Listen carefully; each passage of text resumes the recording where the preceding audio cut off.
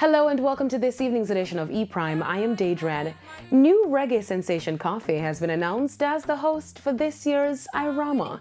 Now, in a release, the organizers of the 37th Annual International Reggae and World Music Awards Irama confirmed Coffee as the host of this year's red carpet show. Coffee will be paired with veteran reggae artist Tony Rebel as a presentation of the old and the new reggae greats. Tony will also serve as host for the award show. Coffee went viral with her song Legend, a tribute to world-renowned athlete Usain Bolt. Her prolific lyrics and burning caught the eyes of UK Columbia Records, and she quickly moved from just a new act to being produced by Walshy Fire of Major Lazer to touring with international reggae star Chronix.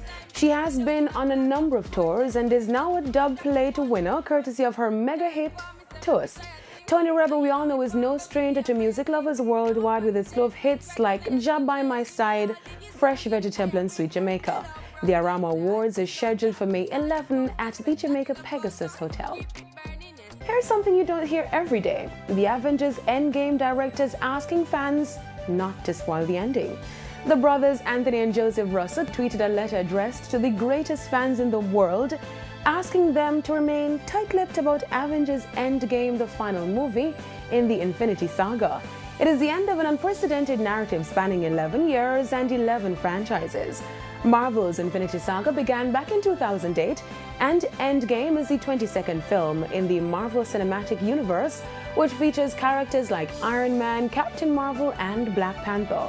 In the letter, the Russell brothers added that because so many have invested time, hearts and souls into these stories, they're once again asking for fans to not spoil it for others as leaked information went online. Now that's it for this evening's edition of E-Prime. I am Daedran. Happy Easter.